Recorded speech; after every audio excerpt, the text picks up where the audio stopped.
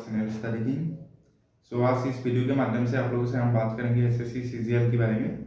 SSC CGL की सभी जानकारी इस वीडियो के माध्यम से हम देंगे। Eligibility criteria, age limit, qualification, selection process, vacancy, syllabus और उसके अलावा पोस्ट रहता है एसएससी सीजीएल में, सभी पोस्ट के बारे में और उसके पे स्केल के बारे में हम बात करेंगे। तो पे स्केल मतलब सैलरी होता है। तो चलिए वीडियो को शुरू करते हैं, लेकिन वीडियो को शुरू करने से पहले अगर आप लोग चैनल में नए आए तो चैनल को सब्सक्राइब कर लीजिए इसी तरीके की वीडियो के लिए। और आरपीएफ, आरआरबी, एसएससी से रिलेटेड सभी वीडियो, एजुकेशन से रिलेटेड सभी वीडियो इस चैनल के माध्यम से आप लोगों को जल्दी जल्दी पहुंचाने के लिए मैं भी कोशिश करूंगा। तो प्लीज़ चैनल को सब्सक्राइब करके रखिए। तो चलिए वीडियो को आगे बढ़ाते हैं। तो first to first eligibility criteria जो है उसके बारे में हम जान लेते हैं। तो eligibility criteria first to first ये होता है कि आप लोगों की किसी भी मान्यता अनुसार, आपकी किसी भी भारतीय मान्यता अनुसार किसी भी स्ट्रीम से आप लोग ग्रेजुएशन होना जरूरी है पहले एसएससी सीजीएल के लिए। एसएससी जिसका फुल फॉर्म है स्टाफ सिलेक्शन कमीशन, और सीजीएल जिसका फुल फॉर्म है कॉम्बाइंड ग्रेजुएशन लेवल एग्जामिनेशन। तो एसएससी सीजीएल के थ्रू बहुत सारे पोस्ट में, बहुत सारे डिपार्टमेंट में यहाँ पर वैकेंसी आता है, और जिसको फिर क्लियर करने की जिम्मेदारी है आपकी एसएससी की, मतलब स्टाफ सिलेक्शन कमीशन की। उसके बाद हम नेक्स्ट बात करते हैं आपकी ये जो एग्जाम है वो कौन कंडक्ट कराता है, एसएससी।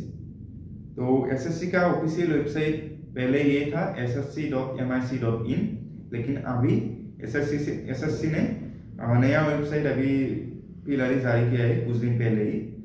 उसका जो वेबसाइट का जो साइट है वो है आपकी ssc.gov.in, gov.in। ये नया वेबसाइट है। जो पहले का वेबसाइट था वो था ssc.nic.in। उसके बाद आप लोगों की एज लिमिट क्या रहता है? एज लिमिट आप लोग क्या होता है 18 से लेकर 30 साल तक, लेकिन यहाँ पर क्या होता है कोई आपकी पोस्ट वाइज एज भी रहता है। तो पोस्ट वाइज क्या एज रहता है उसके बारे में भी जान लेते हैं। तो एज लिमिट 18 से लेकर 30 साल यहाँ पर इसीलिए रखा गया है कि अगर कोई डिपार्टमेंट में पहले से ही आप लोग 18 साल की कोई बच्चा भी नौकरी कर सकता है डिपार्टमेंट में, उसी डिपार्टमेंट में, तो डिपार्टमेंट की जो कैंडिडेट होता है वो भी अप्लाई कर सकते हैं एज ए आप लोगों की प्रमोशन के लिए। तो क्वालिफिकेशन आप लोगों की ग्रेजुएशन होना चाहिए किसी भी स्ट्रीम से। और अप्लाई जो होता है आप लोगों के ऑनलाइन अप्लाई होता है ssc.gov.in में, gov.in में। एप्लीकेशन फीस होता है आपकी 100 रुपीज। एसएससी के जितने भी एग्जाम होता है उसका जो एग्जाम फीस है, एग्जामिनेशन फीस है, वो 100 आवर्स का होता है। यूआर और ओबीसी के लिए, जनरल और ओबीसी कैंडिडेट के लिए 100 रुपया लेते हैं, और फीमेल एससी एसटी के लिए यहाँ पर फ्री है, फ्री में अप्लाई कर सकते हैं, कोई भी एप्लीकेशन फीस नहीं लगता है। सिलेक्शन प्रोसेस नेक्स्ट आपकी आता है। सिलेक्शन प्रोसेस क्या रहता है? सिलेक्शन प्रोसेस आप लोगों की 4 स्टेप में होता है, जिसका आपकी नाम है TR 1, TR 2, TR 3 and TR 4।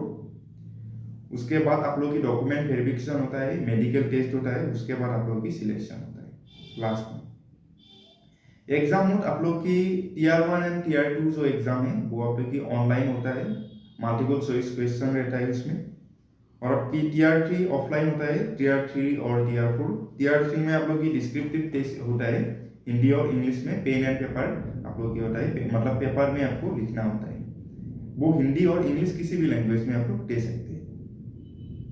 उसके बाद आप लोग की होता है टीआर 4 में स्किल टेस्ट और टाइपिंग टेस्ट। ये सिर्फ 2 पोस्ट के लिए ही है, टाइपिंग टेस्ट और स्किल टेस्ट। पहले तो अपर डिविजनल क्लर्क, और बाकी पोस्ट के लिए आप लोगों की यहाँ पर टाइपिंग टेस्ट और स्किल टेस्ट नहीं होता है, मतलब टीआर 4 एग्जाम देना नहीं होता है। सिर्फ बाकी कैंडिडेट को आप लोगों की TR 1, TR 2 and TR 3 exam ही देना होता है। बाकी टीआर 4 आपकी स्किल टेस्ट और टाइपिंग टेस्ट सिर्फ आप लोगों की अपर डिविजन क्लर्क और टैक्स असिस्टेंट के लिए होता है। टीआर 1 कंप्यूटर बेस्ड टेस्ट है, टीआर 2 कंप्यूटर बेस्ड टेस्ट है। मल्टीपल चॉइस क्वेश्चन आएगा, तो इसमें से 4 आंसर रहेगा एक क्वेश्चन का, जो सही जवाब है उसमें टिक मार्क लगाना होता है, कंप्यूटर में होता है। टीआर 3 आप लोगों की डिस्क्रिप्टिव पेपर मैंने बोला ही है, पेन एंड पेपर मोड होता है। टीआर 4 आप लोगों की कंप्यूटर प्रोफिशिएंसी टेस्ट होता है। एग्जाम ड्यूरेशन के बारे में हम जान लेते हैं। तो टीयर 1 जो रहेगा वो आपकी प्रिलिमिनरी टेस्ट ही है। तो टीयर 1 में आप लोगों की जो आप लोग समय होगा, आप लोगों की 60 मिनट टाइम दिया जाएगा। टीयर 2 में 120 मिनट्स आप लोगों की टाइम रहता है। टीयर 3 में 60 मिनट टाइम होता है और आप लोगों की टीयर 4 में 15 मिनट्स। टीयर 4 मतलब स्किल टेस्ट और कंप्यूटर प्रोफिशिएंसी टेस्ट में 15 मिनट्स में आप लोगों को टेस्ट होता है, 15 मिनट्स में। हर साल यहाँ पर 20 लाख से ज़्यादा कैंडिडेट्स अटेंड करते हैं ऑल इंडिया। 20 लाख से ज़्यादा कैंडिडेट अटेंड करते हैं और उसमें से सिर्फ 5% ही फाइनल स्टेज तक पहुंच सकते हैं।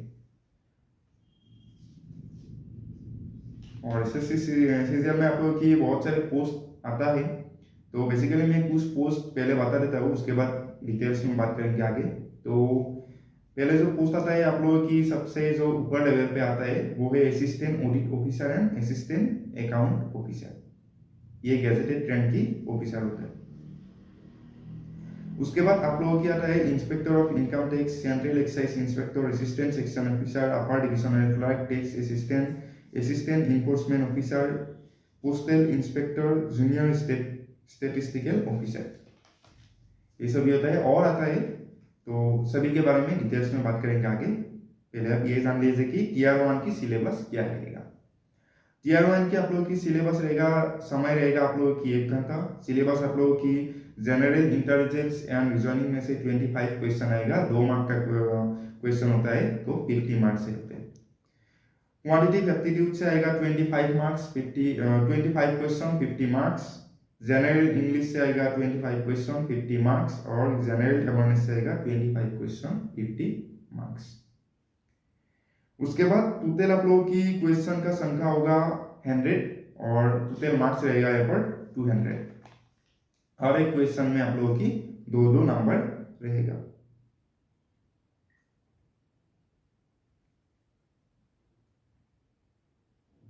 ठीक है, तो आगे बात करते हैं आप लोगों की टीयर 2। टीयर 2 में क्या क्या आप लोगों की पेपर होता है। टीयर 2 में पेपर 1 में आप लोगों की आएगा mathematics ability and reasoning and general intelligence. Tier 2 paper 1। Tier 2 mains है। टीयर 1 क्वालिफाई करने के बाद ही आप लोग टीयर 2 एग्जाम दे सकते हैं। तो टीयर 2 एग्जाम पेपर 1 में आप लोगों की मैथमेटिक्स एबिलिटी और रीजनिंग एंड जनरल इंटेलिजेंस रहेगा। आप लोगों की 60 आप लोगों की क्वेश्चन रहेगा, 3 मार्क्स की क्वेश्चन रहेगा। 60 क्वेश्चन 3 नंबर का एक क्वेश्चन रहेगा, तो टोटल यहाँ पर 180 मार्क्स रहेगा। उसके बाद आप लोगों की इंग्लिश लैंग्वेज और कॉम्प्रिहेंशन में रहेगा एक पेपर, 1 घंटे का यहाँ पर समय होगा दोनों पेपर में। पहले का जो पेपर रहेगा उसमें भी 1 घंटे का समय रहेगा। यहाँ पर 70 क्वेश्चन रहेगा 3 मार्क्स की, तो यहाँ पर 210 टोटल मार्क्स रहेगा। नेक्स्ट आप लोग की होगा मॉड्यूल 3। मॉड्यूल 3 में आप लोगों की ऑनलाइन डाटा एंट्री टेस्ट होगा, जो सिर्फ आप लोगों की अपर डिविजनल क्लर्क और tax assistant and junior statistical officer के लिए होगा। बाकियों के लिए यहाँ पर स्किल टेस्ट और कंप्यूटर टेस्ट नहीं चाहिए। उसके बाद पेपर 3 होगा आपकी स्टैटिस्टिक्स। आप लोगों की ये भी जो स्टैटिस्टिकल ऑफिसर है और टैक्स असिस्टेंट है उनको ही देना होगा, बाकी नहीं दे सकते। अगर आप लोग स्टैटिस्टिकल ऑफिसर और टैक्स असिस्टेंट के लिए अप्लाई करेंगे तो आप लोग को ये पेपर देना होगा। अगर नहीं करेंगे तो ये नहीं करेंगे तो आप लोग को देना नहीं है ये पेपर। उसके बाद रहेगा आप लोग की पेपर 4 में general studies and finance and economics. ये सिर्फ अकाउंट्स, जो असिस्टेंट अकाउंट ऑफिसर रहेगा और असिस्टेंट ऑडिट ऑफिसर रहेगा उसके लिए है, बाकी के लिए नहीं। उसके बाद टीयर 3, टीयर 2 जब आप लोग क्वालिफाई कर लेंगे, टीयर 3 में आप लोग की होगा डिस्क्रिप्टिव पेपर। ये पेपर सभी को देना होगा, जो आप लोग की इंग्लिश और हिंदी में रहेगा। ऐसे ही रहेगा, मतलब आप लोगों को ऐसे लिखना पड़ेगा किसी एक विषय के ऊपर।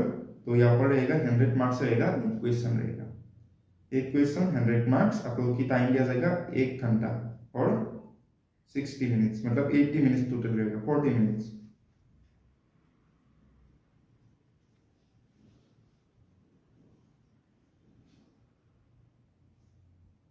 आप लोगों की एसएससी सीजीएल की टीयर 4 एग्जाम पैटर्न के बारे में बात करते हैं। तो पहले आपकी स्किल टेस्ट होगा टीयर 4 में, उसके बाद होगा computer proficiency test. Computer proficiency test में आप लोग की word processing, excel, sheet, power point इस सभी के बारे में आप लोगों की एग्जाम लिया जाएगा। डाटा एंट्री आप लोगों को 15 मिनट्स टाइम दिया जाएगा सिर्फ टेक्स्ट असिस्टेंट के लिए, बाकियों के लिए नहीं। सीबीडीटी और CBEC, central bureau department of tax and central investigation department of tax. Computer proficiency सिर्फ असिस्टेंट सेक्शन ऑफिसर के लिए ही होगा।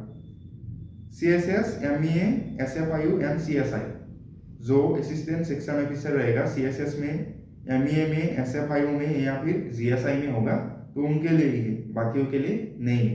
अगर ASU इन रेलवे होगा तो नहीं है, देना नहीं है ये टेस्ट।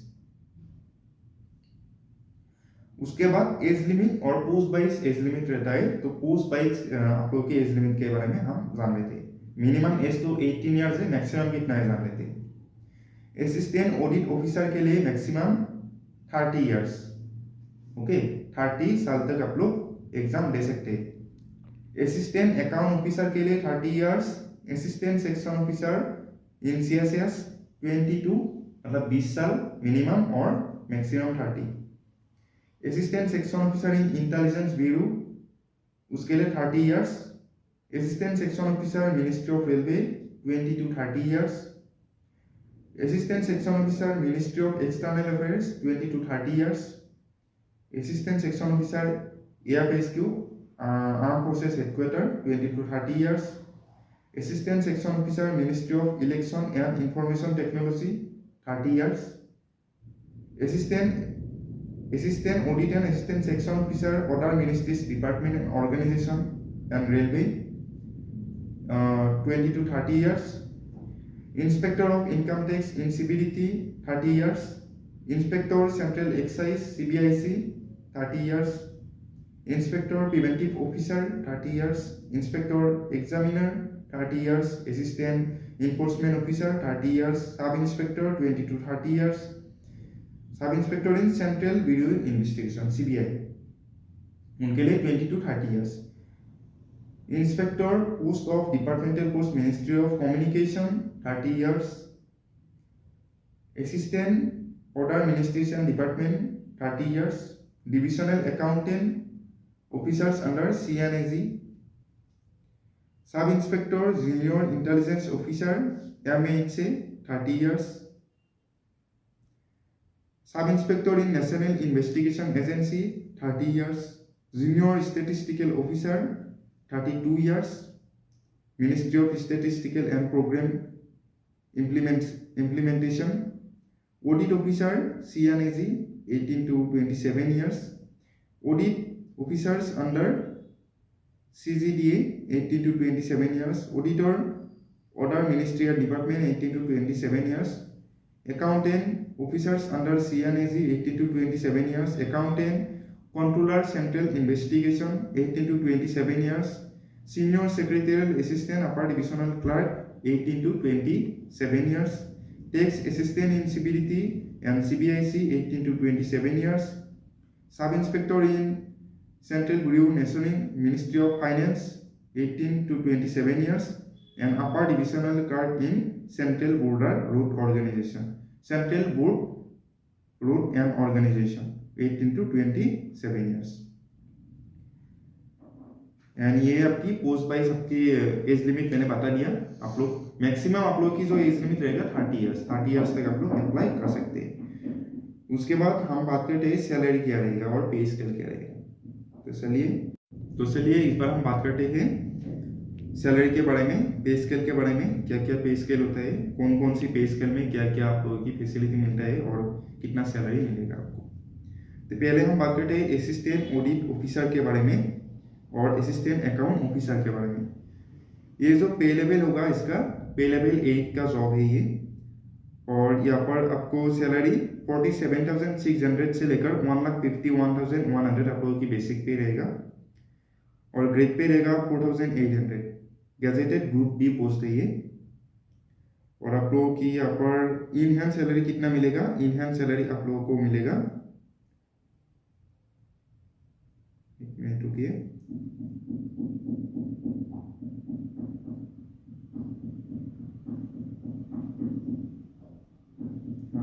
इनहैंड सैलरी आप लोगों को मिलेगा 80,000। उसके बाद आता है आप लोग की पे लेवल 7 में आता है आप लोग की एएसओ जितना भी रहेगा असिस्टेंट सेक्शन ऑफिसर, वो पे लेवल 7 में आता है। इसका जो बेसिक पे रहेगा 44,900 से लेकर 1,42,400, ग्रेड पे रहेगा 4600, और इसका जो इनहैंड सैलरी रहेगा वो 70,000 के आसपास रहेगा। आपको ज्वाइन करते ही 70,000 मिल जाएगा। उसके बाद आता है पे लेवल 6 में 35,400 से लेकर 1,12,400।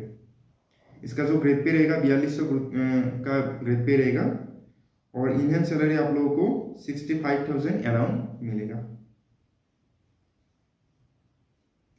उसके बाद आप लोग के पे लेवल 5 का जॉब रहेगा ऑडिटर जो है और अकाउंटेंट। उसके बाद आपकी अकाउंटेंट जूनियर अकाउंटेंट जो रहेगा 29,200 से लेकर 92,300, और ग्रेड पे रहेगा 2800। ग्रुप सी का जॉब है, तो इसका जो इंडियन सैलरी मिलेगा अप टू 50,000।